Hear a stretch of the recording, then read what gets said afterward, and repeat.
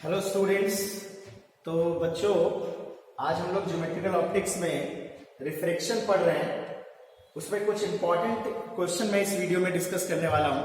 ठीक है, तो एक बहुत ही इंपॉर्टेंट टाइप क्वेश्चन बनते हैं। इसे आप कह सकते हो formation of image on object itself. Object का फाइनल इमेज खुद ऑब्जेक्ट पे ही बने। ठीक है, formation of image on object itself. तो एक प्रॉब्लम से लेते हैं, प्रॉब्लम से शुरू करते हैं। लेट अस सपोज कि हमारे पास एक स्फेरिकल मिरर है। ठीक है, एक स्फेरिकल मिरर है और एक स्लैब हमने उसके सामने रख दी। इस तरह के क्वेश्चन मैं लास्ट वीडियो में कुछ करा चुका हूं, बेहद इंपॉर्टेंट टाइप। तो इस की फोकल लेंथ जो है वो 15 सेंटीमीटर है। इसकी जो थिकनेस है वो 6 सेंटीमीटर है। इसका जो रिफ्रैक्टिव इंडेक्स है वो 1.5 है। एक ऑब्जेक्ट हमारा, ये डिस्टेंस सपोज आप 14 सेंटीमीटर ले लीजिए और ये डिस्टेंस जो है वो x सेंटीमीटर। अब अगर हमसे पूछा जाए कि find out value of x for which final image of O coincides with the object O की फाइनल इमेज O पर ही बने। O की अगर फाइनल इमेज O पे ही बनानी हमको, तो हमें बतानी कि क्या कंडीशन होनी चाहिए, x की क्या वैल्यू होनी चाहिए। तो हम लोगों ने लास्ट वीडियो में डिस्कस किया था कि यार इस तरह के क्वेश्चन सॉल्व करने के लिए हमें थोड़ा सा रे डायग्राम को क्लियरली बनाना पड़ेगा। तो अगर हम थोड़ा सा रे डायग्राम देखें तो लाइट रे तो यहां से चलेगी और फिर रिफ्रैक्ट होके नॉर्मल के पास आएगी, फिर नॉर्मल से दूर जाएगी। तो मिरर को ऐसा अपीयर होगा कि लाइट रे यहां से आएगी, यहां से। दिस इज योर I1 और ये जो गैप होता है लास्ट वीडियो में डिस्कस कर चुके हैं, ये शिफ्ट होता है, इस स्लैब की वजह से शिफ्ट होता है। तो कितना शिफ्ट आएगा ड्यू टू स्लैब? तो शिफ्ट आएगा, it is t times 1 minus 1 by mu. ये आएगा 6 centimetre 1 upon 1.5, it is 2 centimetre. तो अगर मैं कहूं कि इस ऑब्जेक्ट मिरर के लिए जो I1 है ये ऑब्जेक्ट की तरह बिहेव करेगा, मिरर को ऐसा लगेगा कि लाइट रे यहां से। अब आपको बच्चों पता होगा कॉन्केव मिरर की अगर हम बात करेंगे, कॉन्केव मिरर में अगर हमारा ऑब्जेक्ट सेंटर ऑफ कर्वेचर पे होता है तो लाइट रे मिरर से 90 डिग्री पे इंसिडेंट होती है। It is a normal incident और लाइट रे अपने पाथ को रिट्रेस करते हुए वापस सेंटर ऑफ कर्वेचर पे ही इमेज बनाती है। इसका ये मतलब है कि कॉन्केव मिरर के केस में अगर हमारा इमेज ऑब्जेक्ट पे ही बन रहा है तो object must be on centre of curvature. But यहां पर स्फेरिकल मिरर के लिए जो ऑब्जेक्ट है it is not O, it is I1 actually. I1 जो है वही हमारा ऑब्जेक्ट है। ठीक है, तो I1 अगर ऑब्जेक्ट है तो I1 से जो P की डिस्टेंस है PI1, ये हमारी सेंटर ऑफ कर्वेचर, ये वाला पॉइंट सेंटर ऑफ कर्वेचर होना चाहिए। अगर ये सेंटर ऑफ कर्वेचर होना चाहिए तो तभी ये लाइट रे जो होगी बेटा 90 डिग्री पे टकराएगी। और अगर ये 90 पे स्ट्राइक करेगी तो लाइट रे रिफ्लेक्ट होते हुए आप देखिए इस रास्ते से आएगी और लौटते वक्त भी उसका रिफ्रैक्शन हो जाएगा और फिर ये मतलब मिरर को ऑब्जेक्ट यहां दिखेगा और मिरर लौट के इमेज यही बनाएगा, लेकिन लौटते वक्त जब उसका रिफ्लेक्शन होगा तो स्लैब फाइनली इमेज कहां बना देगा O। तो हमेशा इस तरह का जब भी कोई क्वेश्चन होगा तो एपरेंट ऑब्जेक्ट, एपरेंट का मतलब है जो स्लैब से रिफ्लेक्शन के बाद जो ऑब्जेक्ट की तरह बिहेव कर रहा है, apparent object must be on the centre of curvature. ठीक है, तो PI1 की वैल्यू कितनी होगी, या इसे U एपरेंट में बोल सकता हूं। तो देखो टोटल डिस्टेंस क्या है, 14 plus 6 20 plus x, 20 plus x, उसमें से शिफ्ट माइनस कर दो, डेल्टा x माइनस कर दो, तो इट इज 18 प्लस x।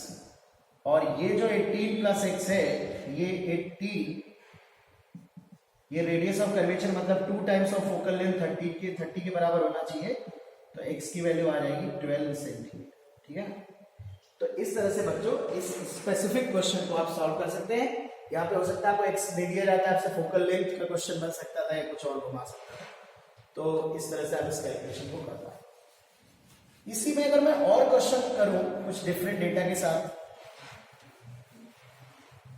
कभी कभी कोई कॉम्प्लिकेटेड सा क्वेश्चन दे दिया जाता है।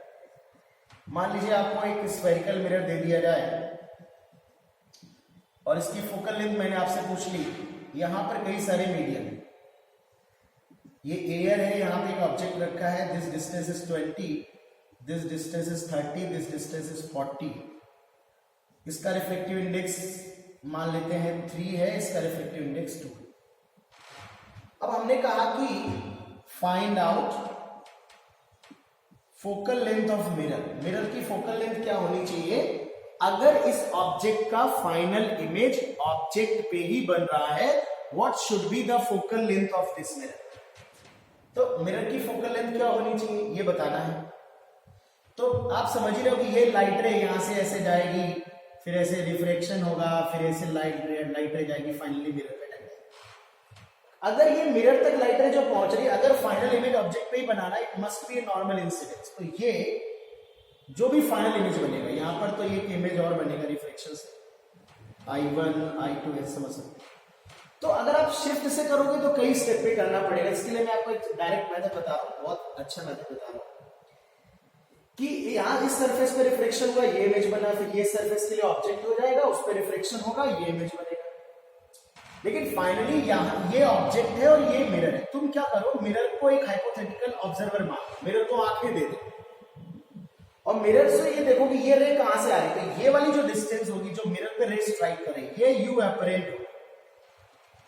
तो बेसिकली ये ऑब्जेक्ट मिरर यहां से देख रहा है μ2 से, तो ये ऑब्जेक्ट जो कि एक्चुअली इतनी डिस्टेंस पे है, ये मिरर को कितनी डिस्टेंस पे नजर आएगा ये पहले पता करो।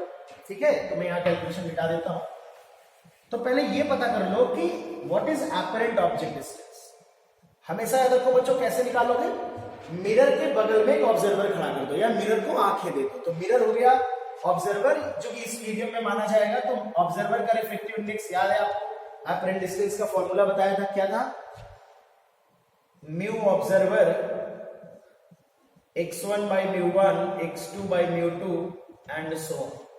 तो ये ऑब्जर्वर का रिफ्लेक्टिव इंडेक्स 2 है, यहां पे it is 40 divide by 2, 30 divide by 3, 20 divide by 1, it is 40 plus 20 plus 40, 100 centimetre.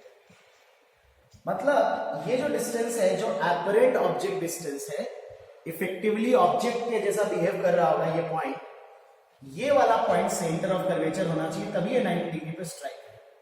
और ये 90 डिग्री पे स्ट्राइक करेगी लाइट, रिट्रेस करते हुए आप रिवर्सिबिलिटी प्रिंसिपल से भी कह सकते हो कि अपने पाथ को रिवर्स करोगे तो उसी पाथ को फॉलो करते हुए यहाँ। ठीक है, मिरर तो उसको यही भेजेगा, पर वो लौटते वक्त भी रिफ्रेक्शन कर लेगी, ऐसे इस तरह से रिफ्लेक्शन कर लेगी और ऐसे यहाँ पे पड़ेगा। तो आपका काम बस इतना है कि calculate the apparent object distance, और जो एपरेंट ऑब्जेक्ट डिस्टेंस है it must be equal to radius of curvature, this is 2 times of focal length. तो यहां से फोकल लेंथ की वैल्यू आ जाएगी 50 सेंटीमीटर। ओके बच्चों, तो इस तरह से इस कैलकुलेशन को कर सकते हैं। यू एपरेंट आप समझिए कैसे। सिमिलरली एक सिमिलर एससी वर्मा में क्वेश्चन है, काफी अच्छा क्वेश्चन है, वो मैं एक्सप्लेन कर देता हूं। उन्होंने एक इस तरह का मिरर लिया है और उस मिरर में एक लिक्विड भर दिया है ऐसे, और ये h हाइट तक लिक्विड भरा है, यहां पर एक ऑब्जेक्ट है P, ये डिस्टेंस x। अब हमसे पूछा जाए x की किस वैल्यू के लिए इमेज जो फाइनल बन रहा है वो कोइंसाइड करेगा, कोइंसाइड्स विद द ऑब्जेक्ट। ठीक है बेटा, x की किस वैल्यू के लिए फाइनल इमेज ऑब्जेक्ट से कोइंसाइड करेगा ये बताना है। तो बिल्कुल वैसे ही सिंपल तरीके से कर सकते हो। जैसे तुम सोचो जो लाइट रे ऐसे आ रही है और ये जो कि रेयर मीडियम है, ये एयर है और ये डेंसर मीडियम है, तो नॉर्मल के पास झुकेगी ऐसे। तो मिरर को अगर देखोगे तो ये लाइट रे पास झुक गई, कुछ ऐसे यहां से आती है महसूस, दिस इज आई। मतलब मिरर को ऐसा लगेगा ये लाइट रे यहां से बच्चों आ रही है, क्योंकि ऐसे रिफ्लेक्ट होके थोड़ा ऐसे जाएगी, तो इसे बैक ट्रेस करोगे तो पीछे यहाँ पे। मतलब this whole distance is your you apparent. तो दो बातें, या तो आप इसे ऑब्जेक्ट मानो फिलहाल और ये मीडियम बाउंड्री है, यहां रिफ्लेक्शन हो रहा है, इसे रियल डिस्टेंस मान के ये एपरेंट डिस्टेंस निकाल लो, यहां ऑब्जर्वर बिठा दो, या आप सीधे सीधे मिरर के पास यहां पोल के पास ऑब्जर्वर बिठाओ और सीधे जिस तरह से मैंने लास्ट केस में बताया डायरेक्टली यू एपरेंट निकाल। ठीक है, तो अगर यू एपरेंट मुझे डायरेक्टली निकालना हो तो एक ऑब्जर्वर मैं मिरर के पास यहां बिल्कुल पोल के पास पेरेक्सियल रेस के लिए बात कर रहा हूं, पेरेक्सियल रेस के लिए यहां बिठा दूंगा। तो mu it is x upon 1, ये ऑब्जेक्ट है real, x upon 1 plus h upon v, तो it is mu x plus h। और अगर कोइंसाइड करना है ऑब्जेक्ट, ये एपरेंट डिस्टेंस आ जाएगी जिसकी जो ये वाली वैल्यू है, और ये आपकी जो u एपरेंट वैल्यू है ये r के बराबर होना चाहिए, तो x की वैल्यू आ जाएगी r minus h divide by. अगर h टेंड टू 0 हो जाएगा तो x की वैल्यू r बाई में। इस क्वेश्चन को हम एक तरीके से और कर सकते हैं, आगे डिस्कस करेंगे, सिल्वर्ड लेंस बोलते हैं इसे, एक सिल्वर्ड लेंस की तरह ट्रीट करके सॉल्व कर सकते हैं, बट फिलहाल हम इस तरह इसको करेंगे।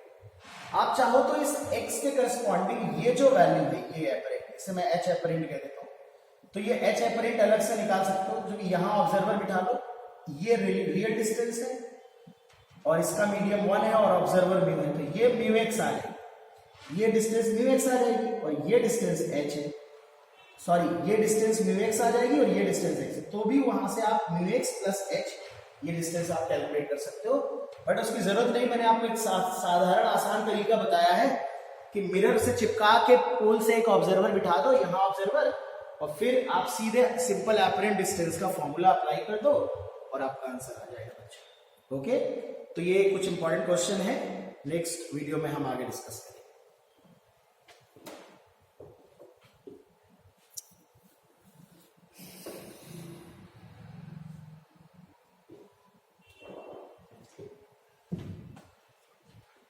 तो इस तरह के बच्चों आप क्वेश्चन कर सकते हैं, इस तरह के क्वेश्चन कई बार आए हुए भी हैं। ठीक है।